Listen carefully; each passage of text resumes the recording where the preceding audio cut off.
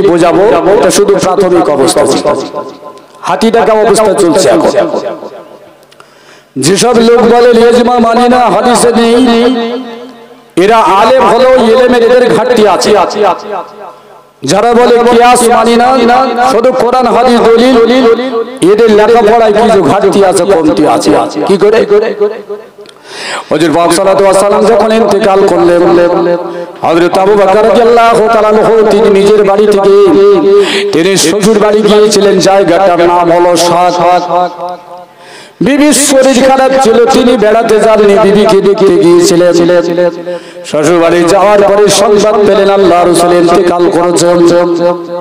তিনি ফিরে চলে আসছেন মদিনায়।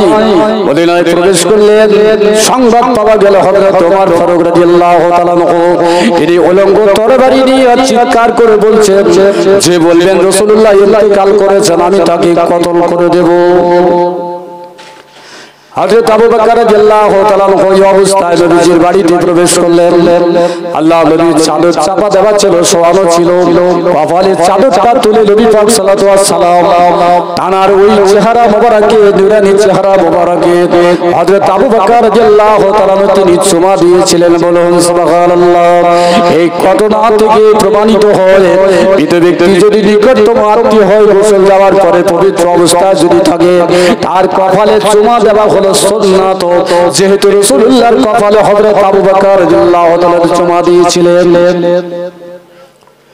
চোখ থেকে পানি পড়ছিল। উদ্ভুত পরিস্থিতি সামাল দেওয়ার জন্য তিনি খবর দিলেন হযরত আলী কোথায়। হযরত আলী তিনি বাড়িতে বসে বসে কাঁদছেন, রাসূলুল্লাহ ইন্তেকাল করেছেন। হযরত ওসমান গনি রাদিয়াল্লাহু তাআলা তিনি কোথায়, খবর নিলেন, তিনিও কাঁদছেন।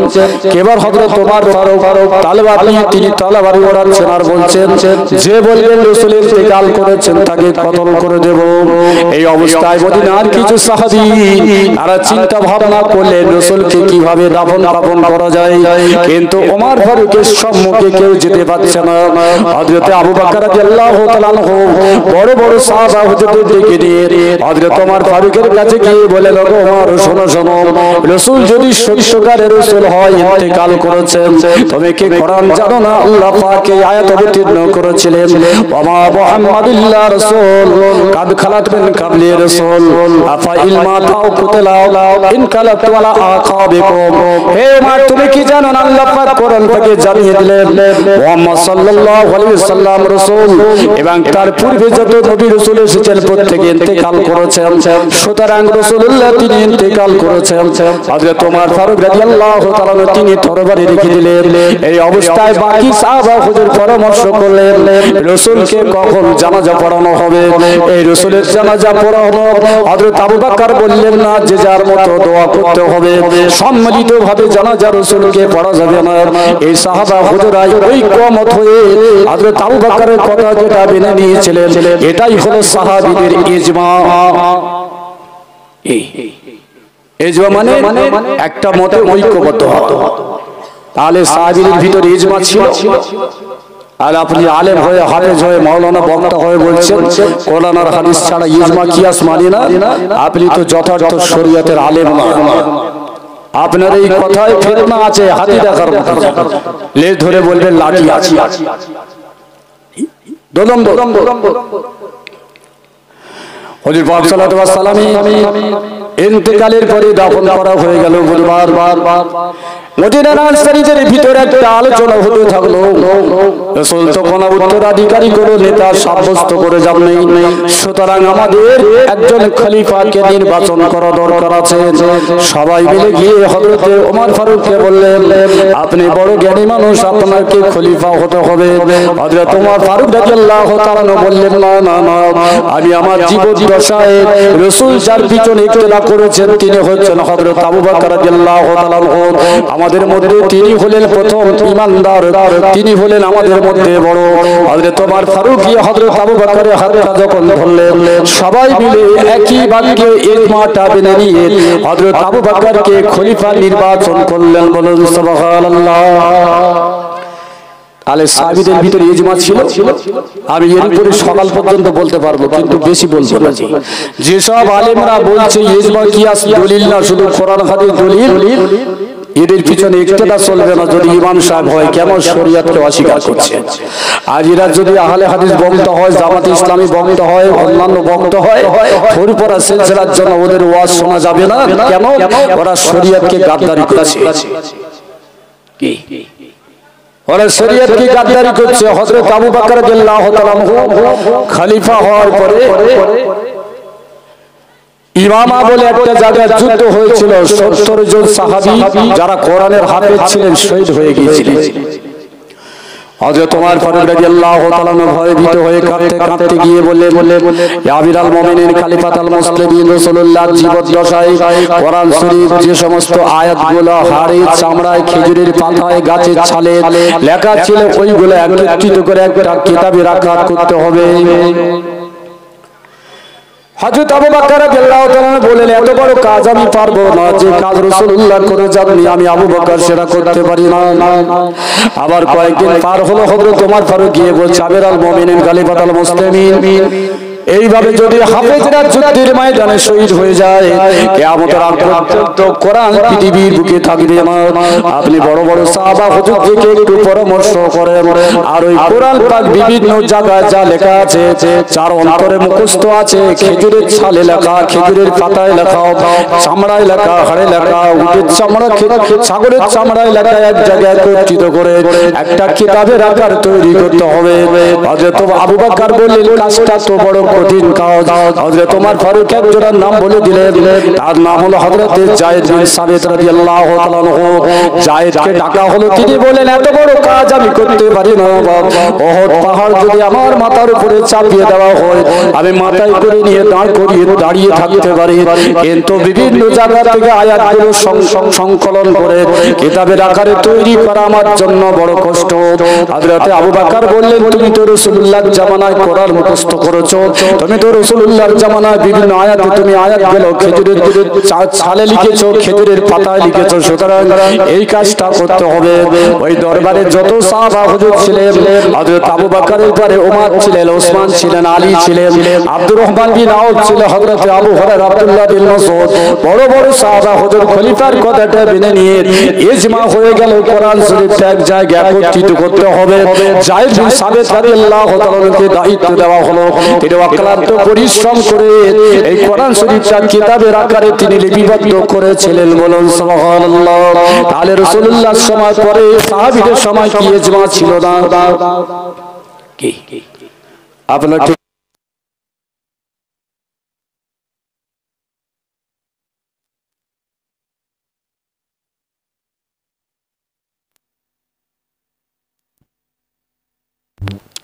দরুদ শরীফ, আল্লাহুম্মা সাল্লি আলা মাওলানা মুহাম্মদ ওয়া আলা আলি সাইয়্যিদিনা মাওলানা মুহাম্মদ। আচ্ছা, জুম্মার দিনে কটা আযান হয়?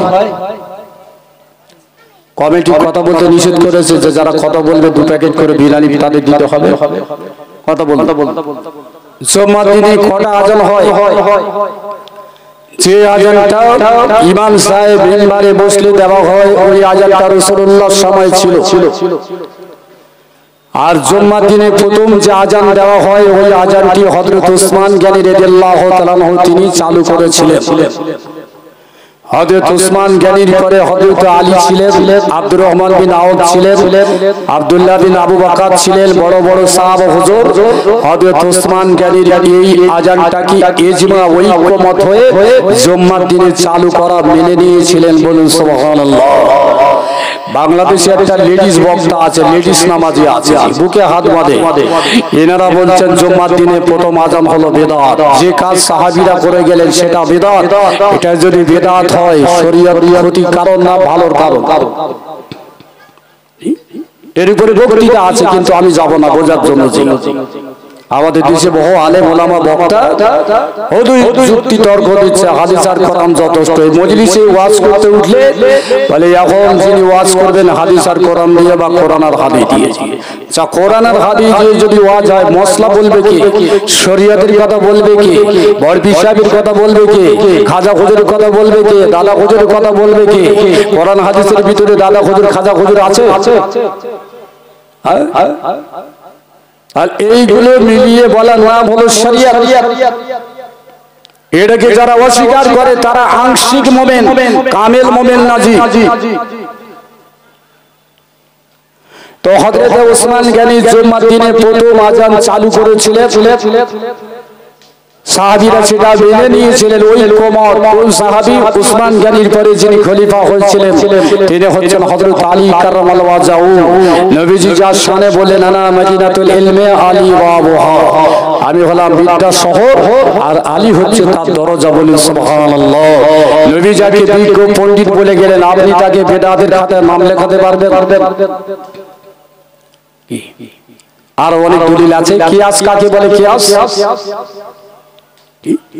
কিয়াস কাকে বলে? তাহলে সাহাবীদের জামানায় ইজমা ছিল, কিয়াস ছিল। শরীয়তটাকে পূর্ণাঙ্গভাবে মানুষ পালন করবে, আমলে ঘাটতি আসবে না। এই জন্য ওলামায়ে দ্বীন তারা ইজমা কিয়াসকে মেনে নিয়েছে। কিয়াস কাকে বলে? হযরত আমির মুয়াবিয়া রাদিয়াল্লাহু তাআলা কে ছিলেন? একটু কথা বলুন না। জি হ্যাঁ হ্যাঁ বলুন না। আমির মুয়াবিয়া রাদিয়াল্লাহু তাআলা কে ছিলেন? কাতেবে ওহী ছিলেন। কোরআনের আয়াত অবতীর্ণ হলে তিনি লিখতেন, তিনি হাফেজ ছিলেন। ইজিদের কারণে আমির মুয়াবিয়াকে কাফের বলে। জি তাহলে নূহ নবীর ছেলের নাম হলো কেনান। কেনান তো ঈমান আনেনি, কেনানের জন্য নূহ নবীকে গালি দিতে পারবেন? কেনান ঈমান আনেনি, তার জন্য নূহ নবীকে গালি দিতে পারবেন? তাহলে ইজিদ যদি হোসেন রাদিয়াল্লাহু তাআলা শহীদের জন্য মূল নেতা পান্ডা হয়, তাহলে ইজিদের কর্ম বলে কি আমির মুয়াবিয়া গালাগালি দেওয়া যাবে? বহু ক্যাসেট খুঁজে পাবেন। জি অত বড় জলিল কাদর সাহাবী তাকে গালি দেয়। তো আমির মুয়াবিয়া রাদিয়াল্লাহু তাআলা বসে আছেন মসজিদে নববীর সম্মুখে, আর হযরত হোসেন রাদিয়াল্লাহু তাআলা হেঁটে হেঁটে যাচ্ছে। আমির মুয়াবিয়া রাদিয়াল্লাহু তাআলা বলেন, হে বালকেরা, হে যুবকেরা, তোমরা যারা আছো নামাজের একটু দাঁড়িয়ে যাও। শরীয়তের কোন বিষয় যদি তোমরা জানতে চাও আমি তোমাদের উত্তরটা দিয়ে দেব। আমার নাম হচ্ছে আমির মুয়াবিয়া রাদিয়াল্লাহু তাআলা। তাহলে আমির মুয়াবিয়া সাহাবী, আবার রাসূলুল্লাহর সঙ্গে একটা সম্পর্ক ছিল, বিবির ভাই ছিলেন। আমির মুয়াবিয়া রাদিয়াল্লাহু তাআলা বলেন নাম হলো উম্মে হাবিবা রাদিয়াল্লাহু তাআলা, বাবার নাম হলো আবু সুফিয়ান, মায়ের নাম হলো হিন্দা, যিনি হযরত হামজার কলিজা চিবিয়ে খেয়েছিলেন, কান্না কেটে গলায় হার করেছিলেন।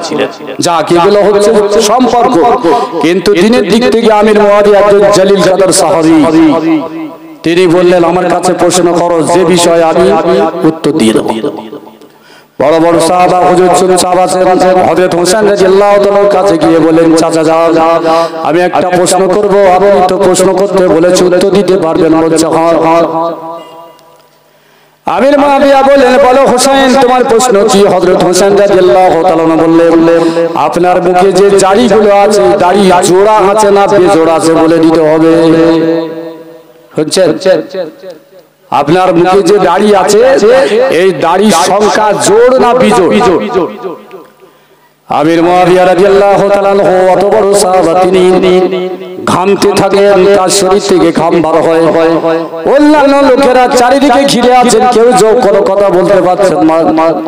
একজন বলতে থাকলে, ওগো হোসেন, তোমার যদি জানা থাকে বলে দাও। হোসেন রাদিয়াল্লাহু তাআলা বললেন, তোমাদের কথায় উত্তরটা দেব না। আমির মুয়াবিয়া তিনি বললেন, যদি আমার কাছে কেউ জিজ্ঞাসা করতে চাও উত্তর দেব, উনি যদি বলেন আমি পারবো না উত্তর দিতে, আমি হোসেন জবাবটা দিয়ে দেব। আমির মুয়াবিয়া রাদিয়াল্লাহু তাআলা মাথা নিচু করে ফেললেন, ঠিক আছে তুমি উত্তরটা দিয়ে দাও। হযরত হুসাইন বললেন, আপনার মুখে তথা যাদের মুখে দাড়ি আছে এই দাড়িগুলো হচ্ছে জোড়া, কোনো দাড়ি বেজোড়া না। যদি কারো ছিঁড়ে যায় পড়ে যায় সে জায়গা থেকে আবার দাড়ি গজায়, ওই দাড়িগুলো হচ্ছে জোড় সংখ্যা, বেজোড় সংখ্যা না। চিৎকার করে সবাই বলেন, হুসাইন তোমার কথার কি দলিল আছে বলে দাও। হুসাইন রাদিয়াল্লাহু তাআলা বললেন, এই উত্তরটা কোরআন পাকে আছে। সবাই বললেন, আমরা কোরআন পড়ি কিন্তু কোন জায়গায় তো লেখা নাই দাড়িটা হলো জোড়া। হযরত হুসাইন বললেন, কোরআন পড়ো বটে, অর্থ করতে যাবো না। কোরআন পাকে এসেছে, খালাকনাকুম আজওয়াজা, আমি আল্লাহ যা কিছু সৃষ্টি করেছি সব জোড়া জোড়া সৃষ্টি করেছি। বলুন সুবহানাল্লাহ। ও আমির মুয়াবিয়া, তোমার মুখে যে দাড়ি আছে জোড়া। হযরত আমির মুয়াবিয়া গলে জড়িয়ে দিয়ে বলেন, হুসাইন উত্তর তোমার পক্ষে সম্ভব হতো না যদি রাসূল তোমার জন্য দোয়া করে না যেতেন। এই কোরআনের আয়াত দিয়ে সুন্দরভাবে উত্তর দিয়েছিলেন, এটাই হলো কিয়াস। কথা কিছু বুঝেছেন? তাহলে ইজমা কিয়াস সাহাবীদের সময় ছিল। শরীয়তের দলিল ওয়া উলুল আমরি মিনকুম, তোমাদের মধ্যে যারা জ্ঞানী মানুষ তোমরা তাদেরকে মানো। ফাইন তানাজাতুম ফি শাইইন ফারুদ্দু ইলাল্লাহি ওয়া রাসূল, ওই তোমাদের ভিতরে হাদিসে নাই, কোরআনে নাই, উলামায়ে দ্বীন বোঝাতে পারে নাই, যদি বিতর্ক হয় তোমরা আল্লাহর দিকে ওটা সুপারত করো। এটাই হচ্ছে ইজমা, এটাই হলো কিয়াস। এই আয়াতের ভিতরে আছে। জি, তো এই ইজমা কিয়াস হিসাবে যারা দ্বীন পরিপূর্ণ করে আমাদের কাছে দিয়ে গেছে তারা হলো উলামায়ে দ্বীন। আর ইজমা কিয়াসের উপরে যারা আমল করে গেছে তারা হলো বুজুর্গানে দ্বীন, আল্লাহর ওলি মানুষ। এবার আপনি বলেন মানবেন না মানবেন না ছাড়বেন? এরকম অনেক দলিল আছে, তবে আমার এই কথা বুঝতে পারবেন না যে হুজুররা সব সুর করে ওয়াজ করে, উনি কি বলছে বুঝতে পারি না। তো আমি সুর করা বক্তা নাই, আমি এবারে কিছু কথা আপনাদের কাছে রাখছি। একবার দরুদ শরীফ আল্লাহুম্মা সাইয়্যিদিনা মাওলানা মুহাম্মদ ওয়া আলা আলি সাইয়্যিদিনা মাওলানা মুহাম্মদ। قال الله تعالى في كتاب مبين إذا نودي للصلاة يوم الجمعة فاسعوا إلى ذكر الله وذروا البيع। আল্লাহ পাক কোরআন পাকে জানিয়ে দিলেন, জুম্মার দিনে যখন আজান দেওয়া হবে, আহ্বান করা হবে, ব্যবসা বাণিজ্য পরিত্যাগ করে তোমরা ছুটে ছুটে চলে এসো জিকিরের জন্য। আর এই নেদা বা আহ্বানকে বলা হচ্ছে আজান। কোন আজান? এটা ছিল রাসূলুল্লাহর জামানায় খুতবা দেওয়ার আগে যে আজান। অনেক হাজী সাহেব আছেন, ওমরাকারী আছেন, যারা আলেম আছেন তারা জানেন রাসূলুল্লাহ মিম্বারে দাঁড়িয়ে আজানের পরে খুতবা দিতেন, আর বাকি কোনো খুতবা ছিল না। এখন যেসব বন্ধু ইজমা কিয়াস মানেন না, কোন হাদিস আছে জুম্মার দিনে বাংলায় বক্তৃতা দেবেন আজানের আগে বা পরে? একটা হাদিস খুঁজে পাবেন। তাহলে চালু করলো কারা? উলামায়ে দেওবন্দীরা। এই উলামায়ে দেওবন্দীরা জুম্মার দিনে মিম্বারে খুতবা দেওয়ার আগে, আজান দিয়ে খুতবা দেওয়ার আগে আর একটা বাংলায় বক্তৃতা চালু করেছে। সেটা ফুরফুরা সিলসিলার অধিকাংশ মসজিদে এখন চালু আছে। কেন? ইমাম সাহেব যদি দেয় কে বারণ করবে? আবার কোন মসজিদে না হয় বলছে হুজুর ওই মসজিদে হচ্ছে, আপনার মসজিদে হয় না কেন? এখন চালিয়ে দিল এটা দাদা হুজুরের মতে জায়েজ আছে কিনা ফুরফুরা সিলসিলার মসজিদওয়ালারা কিন্তু খুঁজে নেয় না। আমি 1984 সালের কথা বলছি। তখন মেলা হুজুর পীর কেবলা নিউ মার্কেটে থাকতেন। মেলা হুজুর পীর কেবলার কাছে একটা কাগজ আমি দেখেছিলাম, দুটো মসলা তাতে লেখা ছিল। 1984 সালের কথা বলছি। তাতে 52 জন আলেমের সই ছিল, আমি সচক্ষে দেখেছি। তাতে মেলা হুজুর পীর কেবলার সই ছিল, মেদিনীপুরে পীর সাহেব আহমদুল্লাহ হুজুরের সই ছিল, মাওলানা জিয়াদ আলী সাহেব, মাওলানা ইরফান আলী সাহেব, হাসখালী নদিয়া মাওলানা তাওয়াক্কাল হোসেন সাহেব, এরকম এক এক করে 52 জন আলেমের সই ছিল। দুটো মসলা ছিল, জুম্মার দিনে আজান দিয়ে কোনো বক্তব্য চলবে না, আজান দিলে নামাজ পড়তে হয়। দুই নম্বর একটা মশলা ছিল তাতে, যে ইমাম সাহেব জেনে বুঝে আখির জোর নামাজ পড়ে না, ওই রকম ইমামের পিছনে ফুরফুরা সিলসিলার মুরিদগুলো মোতাকাতগুলো যেন ইক্তেদা না করে, তাকে যেন ইমাম হিসেবে না রাখে। এই ফতোয়াটা ফুরফুরা শরীফের টাইটেল মাদ্রাসার যে মুফতি দারুল ইফতা আছে ওখানেই আছে, খোঁজলে পাবে। এই যে দুটো কথা বললাম, এর মধ্যে যদি মিথ্যে কথা বলি আজকে যতদিন বাঁচবে যেন আল্লাহ পাক আমার জবান বন্ধ করে, ওয়াজ নসিহতের ক্ষমতা যেন না দেয়। কি বললাম? জুম্মার দিনে আজান দিয়ে কোনো বক্তব্য চলবে না, আজান হয় নামাজের জন্য। আর যে ইমাম জেনে শুনে আখির জোর নামাজ পড়ে না, তার পিছনে ফুরফুরা সিলসিলার মুরিদেরা যেন ইক্তেদা না করে। কেন? বছরে সে 208 রাকাত নামাজ ইচ্ছা করে পরিত্যাগ করলো, 52টা রবিবার 4 রাকাত করে নামাজ ছাড়লে কত হবে? কি কথা একটু বলেন, নাকি খুব উল্টো পাল্টা হচ্ছে? হ্যাঁ, এটা তো ফুরফুরা সিলসিলার জলসাজি। তাহলে বলার অধিকার আছে এখানে।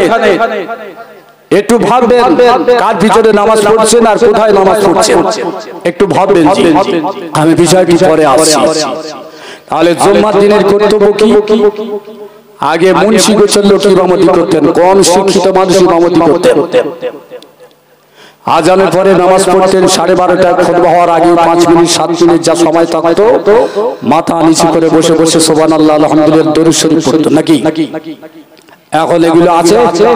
বক্তৃতা ধাঁজে মসজিদের বাইরে বলছে বাইরে নামাজ পড়ো, মসজিদে নামাজ পড়তে পারবে না, এখন তাকরীর হচ্ছে। ওই তাকরীরটি যদি শরীয়ত সম্মত হয় তাহলে মিম্বারে আজান দিয়ে কেন খুতবা দেওয়া হয়?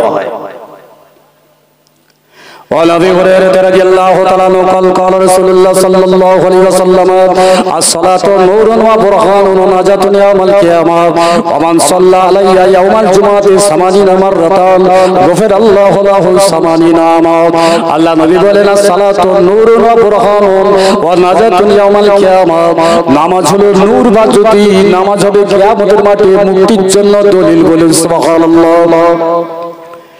রাসূল বলেন যে ব্যক্তি জুম্মার দিনে 80 বার আমার প্রতি দরুদ পাঠ করে আল্লাহ পাক ওই ব্যক্তির 80 বছরের সগীরা গুনাহ ক্ষমা করে দেবেন। বলেন সুবহানাল্লাহ।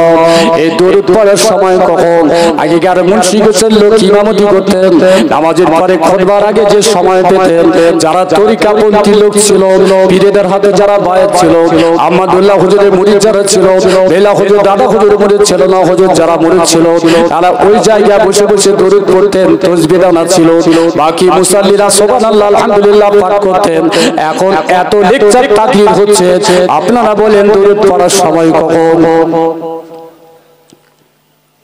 তাহলে এটা হলো জুম্মার দিনে নেকি করার আমল। বক্তৃতা করে নেকি পাওয়া যায় না, জ্ঞান হয়, কিন্তু দরুদে নেকি হয়। রাসূল বলেন 80 বছরের সগীরা গুনাহ ক্ষমা হয়। সেই দরুদটা কোন দরুদ? আবু দাউদ শরীফ খুললেন হাসিয়ায় পাবেন, ফুরফুরা সিলসিলার তরিকাপন্থী কিতাবে খুঁজে পাবেন। ইশার নামাজের পরে দরুদটা পড়তে হয় যারা পীরের হাতে মুরিদ। কি আল্লাহুম্মা সাল্লি আলা সাইয়্যিদিনা মুহাম্মদ নাবিল উম্মি ওয়া আলিহি ওয়া সাল্লিম। তবলিগ জামাতরা ফাজালে আমলের শব্দটা একটু পাল্টে দিয়েছে, ওয়ালি ওয়া সাল্লামের জায়গায় ওয়ালি ওয়া তাসলিম এই শব্দটা বাড়িয়েছে, দরুদ শরীফ কিন্তু এক। আলে জুম্মার দিনে বক্তৃতা থেকে জীবনে যত উমরি কাজা আছে, নামাজ কাজা করেছে, সেইগুলো আদায় করার গুরুত্ব বেশি, দরুদের গুরুত্ব বেশি, বক্তৃতার কোনো গুরুত্ব নেই। আর এই বক্তৃতা শরীয়ত সম্মত না। যদি বলেন কি করে? তালবিসে ইবলিস বলে একটা কিতাব আছে, তালবিসে ইবলিস। এই কিতাবের ভিতরে উলামায়ে দেওবন্দীরা লিখছেন জুম্মার দিনে কিছু ধোঁকা আছে। ওয়ান জাবির রাদিয়াল্লাহু তাআলা আনহু ক্বালা নাহা রাসূলুল্লাহ সাল্লাল্লাহু আলাইহি ওয়াসাল্লাম আনিল হালকি ইয়াউমাল জুমআতি কাবলুস সালাত। আল্লাহ নবী বললেন জুম্মার দিনে মিম্বারে খুতবা দেওয়ার আগে, নামাজের আগে আবার দ্বিতীয় কোনো বক্তৃতার মজলিস তোমরা করবে না। কেন? জুম্মার দিনে মিম্বারে খুতবা দেওয়ার আগে যদি বক্তৃতার মজলিস হয় তাহলে ফরজ নামাজের পরে আর বাকি নামাজ পড়ার ইচ্ছা থাকবে না, সব মুসাল্লিরা চলে যাবে। আপনারা বলুন, যে মসজিদে জুম্মার দিনে লেকচার হচ্ছে, জুম্মার ফরজ নামাজের পরে মুসাল্লি বাড়ে না কমে? কেন পালিয়ে যাবে? কেন? তাকরীর হলো তো নামাজের জন্য, তাকরীর হলো শরীয়তের জন্য, তাহলে নামাজ না পড়ে চলে যায় কেন? ওই যে খুতবার আগে দীর্ঘ সময় খুতবা দেওয়া হলো, খেটে খাওয়া মানুষ, ব্যবসায়ী মানুষ দুর্বল অবস্থায় মসজিদে এসেছে, দীর্ঘ সময় তাদের আর মানসিকতা থাকে না ইবাদত করার। শুধু তাই নয়, وعن أبي هريرة رضي الله تعالى عنه قال قال رسول الله صلى الله عليه وسلم إذا صلى يوم الجمعة فليصلي ركعتين ثم يصلي قبله وبعده أربعا। আল্লাহ নবী বলেন, কেউ যদি জুম্মার দিনে নামাজ পড়তে চাও, সুতরাং তোমরা 2 রাকাত ফরজ নামাজ পড়বে, কিন্তু ফরজের আগে 4 রাকাত সুন্নাত পড়বে, ফরজের পরে 4 রাকাত সুন্নাত পড়বে। এখন বক্তৃতার ধোমায়, তাকরীরের ধোমায় ও নামাজ চলে গেল। হচ্ছে কি তাকরীর করে জুম্মার দিনে? জুম্মা মানে সমাবেত হয়ে আল্লাহর ইবাদত করে একত্রিত হওয়া। এখন জুম্মা মানে 2 রাকাত পড়া, তাড়াতাড়ি বাড়ি চলে যাওয়া। সত্যিকারে কি জুম্মার গুরুত্ব থাকলো?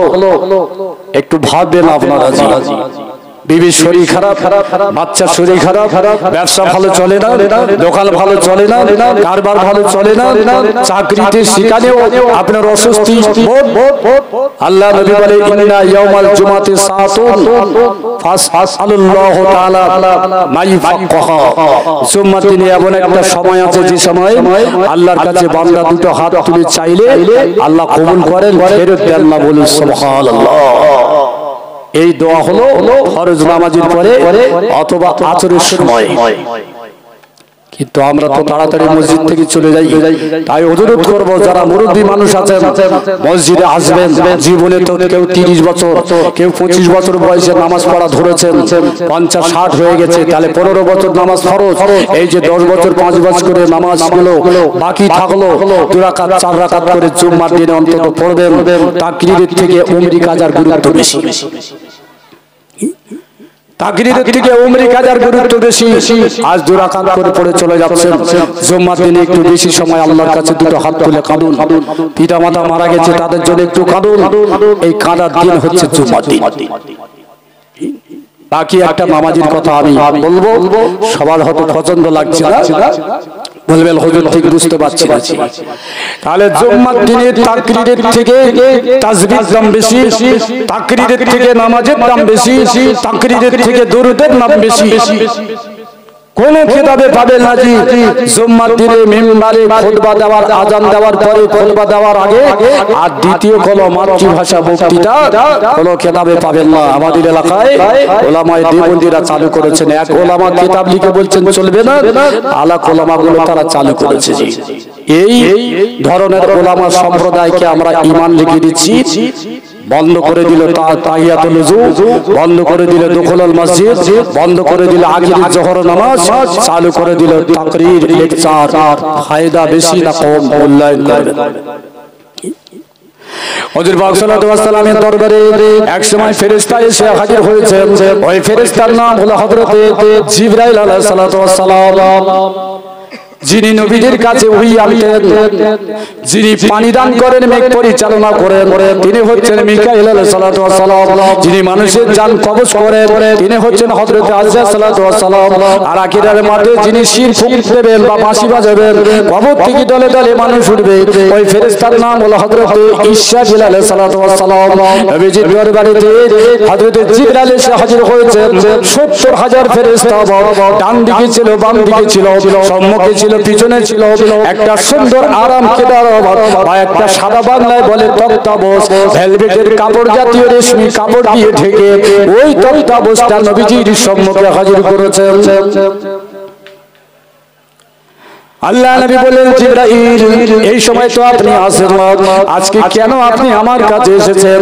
আল্লাহ রাসূলকে সম্বোধন করে বললেন একটা আমল শিক্ষা দেওয়ার জন্য আপনার কাছে এসেছি। আল্লাহ নবী আপনি এই তক্তা বসে আপনি বসেন, চারিদিকে 70,000 করে ফেরেশতা আছে, তারা এই আরাম খেতে রাখছে, আচ্ছা ধরবে আর আমি জিবরাইল আপনার সঙ্গে যাব। আল্লাহ নবী চেয়ারে বসলেন, ওই তক্তা বসে বসলেন, চারিদিকে চারখানায় 70,000 করে ফেরেশতা তারা ধরেছিলেন। যেতে যেতে ফাঁকা ময়দানে যাওয়ার পরে নবীজি বসে আছেন, জিবরাইল সাল্লাল্লাহু আলাইহি ওয়াসাল্লাম কি করলেন? ডানার যে ডানা ছিল জিবরাইলের 600 ডানা ছিল, কিন্তু ওই ডানার মধ্যে দুটো ডানা জমিনের বুকে তিনি মারলেন, মারার সঙ্গে সঙ্গে জমিন থেকে পানি বার হতে থাকলো। হযরত জিবরাইল সাল্লাল্লাহু আলাইহি ওয়াসাল্লাম ওই পানি দিয়ে তিনি ওযু করলেন, তিনবার তিনি ওযু করলেন। তিনবার ওযু করার পরে নবীকে বলছেন মুহাম্মদ আপনি দেখেন, হযরত জিবরাইল 2 রাকাত নামাজ তিনি পাঠ করলেন। 2 রাকাত নামাজ পাঠ করার পরে আল্লাহ নবীকে বললেন ভাই মুহাম্মদ আমি যেভাবে ওযু করলাম ওইভাবে যদি আপনি ওযু করেন, আমি যেভাবে 2 রাকাত নামাজ পড়লাম ওইভাবে নামাজ যদি পাঠ করেন, আপনার উম্মতেরা ওযু করার সময় যদি 3বার করে ওযু করে আর আমার মতো যদি 2 রাকাত নামাজ পাঠ করে, তাদের শরীরে যদি পাহাড় পরিমাণ গুনাহ থাকে, ওই নামাজের ওযুর বিনিময়ে আল্লাহ পাক সব গুনাহগুলো ধুয়ে মুছে সাফ করে দেবে। আল্লাহ নবী বললেন মান তাওয়াজ্জা ফাসানাল উযওয়া সুম্মা সাল্লা রাকাতাইনি খারাজা মিন জুনুবিহি কাওয়ালাত ইয়াউমি বাতনি উম্মিহি। কোন ব্যক্তি যদি ওযু করে, ওযু করার পরে আসে যে 2 রাকাত নামাজ পাঠ করে, ওই ব্যক্তিটা এমন নিষ্পাপ শিশুর মতো হবে যেমন একটা শিশু মায়ের পেট থেকে পৃথিবীতে ভূমিষ্ঠ হয়, ওই বাচ্চার শরীরে যেমন কোনো গুনাহ থাকে না। যে ব্যক্তি ওযু করার পরে 2 রাকাত নামাজ পাঠ করে তার শরীরে তেমন গুনাহ থাকতে পারে না। এই নামাজটা কোন নামাজ? মসজিদে বন্ধ হয়ে গেছে তাহিয়াতুল ওযুর নামাজ। কি খুতবা দেবে সে সময় আসবেন মসজিদে, 2 রাকাত পড়বেন চলে যাবেন। তাহিয়াতুল ওযু কাকে বলে জানেন? জানেন না? মুরব্বিরা আগে পড়তো, এখন বন্ধ হয়ে গেছে তাকরীরের ঠেলায় এই নামাজগুলো বন্ধ হয়ে গেছে। হ্যাঁ, যদি কেউ পড়ে বলবে এই মসজিদের বাইরে গিয়ে পড়ো, এখানে তাকরীর হচ্ছে, ইমাম সাহেব বক্তব্য দিচ্ছে আর তুমি এখানে নামাজ পড়ছো। বক্তব্যের দাম বেশি না নামাজের দাম বেশি?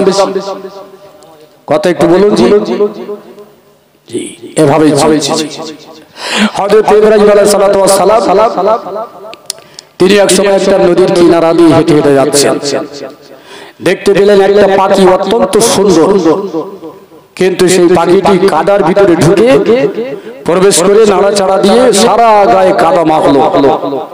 মাখার পরে আস্তে আস্তে হেঁটে হেঁটে পানিতে গিয়ে আবার শরীরটা ঝাড়া দিল, সব কাদাগুলো দিয়ে গেল। আবার ওই পাখিটি বেশ কিছুক্ষণ পরে ফিরে এসে আরেকটু জায়গায় কাদার মধ্যে গিয়ে সারা শরীরটা কাদা মাখলো। কাদা মাখার পরে আবার হেঁটে হেঁটে পানিতে গিয়ে আবার সে শরীরটা ধুয়ে ফেললো, আবার ফিরে আসলো, কাদা মাখলো, পানিতে গিয়ে ধুয়ে ফেললো। হযরত ইব্রাহিম নবী দেখে বড় অবাক হয়ে গেলেন, পাখির কি কাদার ভিতরে খাদ্য আছে? পাখির কি কাদা পানির ভিতরে খাদ্য আছে? এই পাখিটা কি পাগল? কাদা মাখে পানিতে ধুয়ে ফেলে কেন? এই পাখিটা কোন পাখি? এমন অবস্থা জিবরাইল সাল্লাল্লাহু আলাইহি ওয়াসাল্লাম এসে বললেন আল্লাহর নবী খলিলুল্লাহ আপনি চিন্তা করবেন না, চিন্তা করবেন না, সেই জামানায় যে নবী আসবে ওই নবী হবে মুহাম্মদ রাসূলুল্লাহ সাল্লাল্লাহু আলাইহি ওয়াসাল্লাম। ওই নবীর যে উম্মত হবে ওই উম্মতের নাম হবে উম্মতে মুহাম্মাদি। আল্লাহ পাক তাদের উপরে 5 ওয়াক্ত নামাজ ফরজ করে দেবেন, আর নামাজের আগে তারা ওযু করবে। ওই যে পাখি কাদা মাখলো, কাদা মাখার পরে পানিতে গেল, সব কাদাগুলো ধুয়ে গেল। উম্মতে মুহাম্মাদি তারা 5 বার ওযু করবে, নামাজ আদায় করবে। আল্লাহ পাক তাদের শরীরের গুনাহগুলো ওই পাখির শরীরে কাদা যেমন পরিষ্কার হয়ে গেছে, তাদের শরীরে গুনাহগুলো ধুয়ে মুছে আল্লাহ পাক সাফ করে দেবে। নবী ইব্রাহিম আল্লাহর কাছে প্রিয় পাত্র হওয়ার জন্য তাদের জন্য আরেকটা নামাজ আল্লাহ পাক দেবে, সেই নামাজটা হলো তাহিয়াতুল ওযুর নামাজ। আপনারা শুনছেন? বলবেন হুজুর 4 রাকাত পড়তে তাই দম হয়ে যাচ্ছে আর আপনি আবার তাহিয়াতুল ওযুর ফতোয়া দিচ্ছেন। 4 রাকাত পড়তে দম হয়ে যাচ্ছে, আর আপনি আবার তাহিয়াতুল নামাজের ফতোয়া দিচ্ছেন। এই নামাজগুলো যারা পড়েছেন তারা হলো মুহাক্কিক আলেম, তারা হলো পীর ওলি দরবেশ সুফি, যাদের আমল আল্লাহর কাছে কবুলিয়াত হয়েছে, যাদের আমল আল্লাহর কাছে কবুলিয়াত হয়েছে। আপনারা বলুন মা আয়েশা রাদিয়াল্লাহু তাআলা কে ছিলেন? আপনাদের অসুবিধা হচ্ছে নাকি? অসুবিধা হলে বলবেন। হযরত মা আয়েশা কে ছিলেন নবীজি?